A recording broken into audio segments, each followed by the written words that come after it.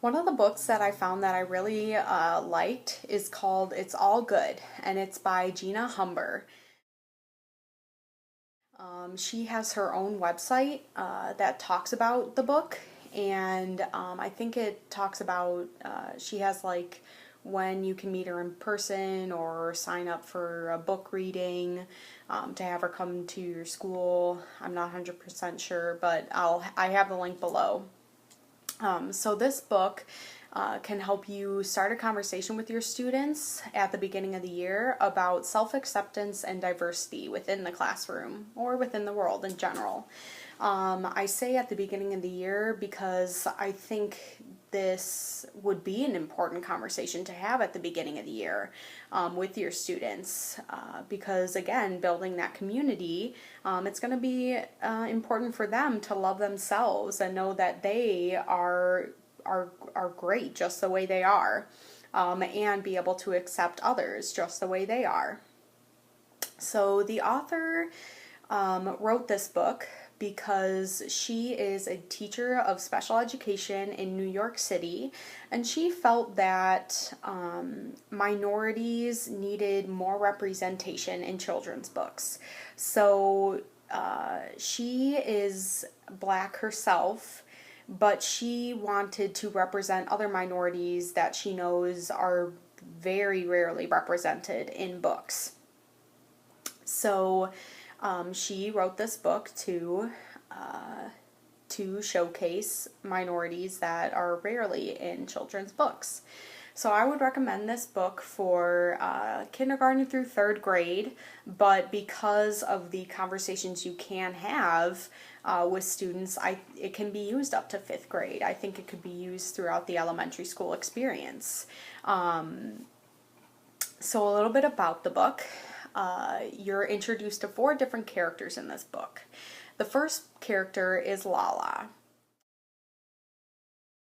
She is a Black girl who feels ugly in her own skin due to a classmate making a comment about how dark her skin is. Jose is the second character that you meet. He is self-conscious about his weight.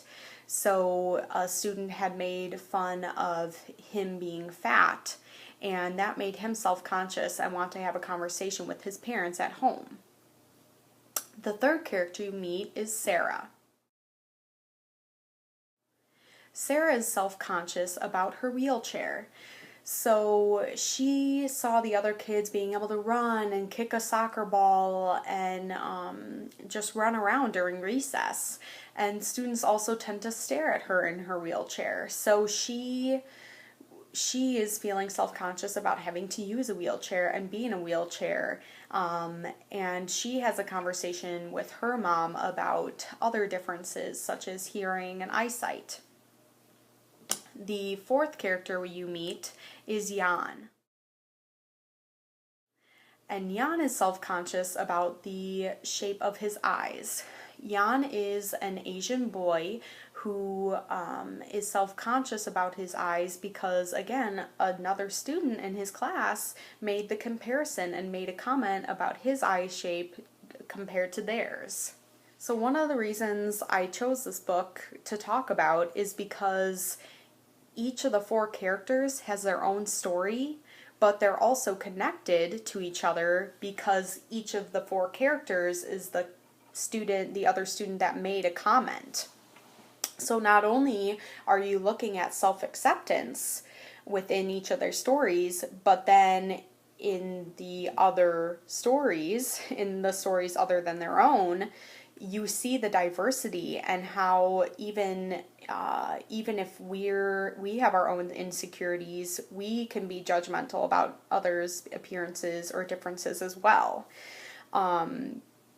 I also liked it because it talked about differences being good.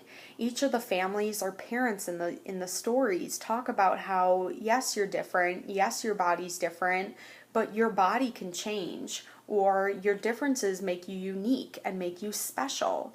So it takes the negative view we usually have about differences and changes it to a happier sense, saying that differences are good and we should embrace our differences because they make us special. Yeah, our differences make us special, which is good. The book can just start great conversations at the beginning of the year. And one article that I thought of as I was looking through this book was an article by, I think her name, let me look at her name here, Rudine Bishop. And she wrote an article called Mirrors, Windows, and Sliding Glass Doors. And the book It's All Good reminded me of this article because you're seeing the students are able to either see themselves if they are a little bigger, if they're black, if they're Asian, if they have a wheelchair, hearing aids, or if they're blind and use Braille.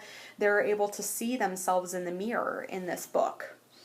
And then students who aren't exposed to those worlds or those lifestyles, it could be used as a window or even a sliding glass door because of the illustrations, because you can relate to each character in some way.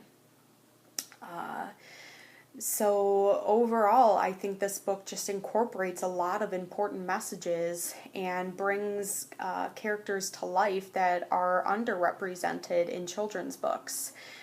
I would definitely have this in my classroom library, and I think that other teachers should have it as well.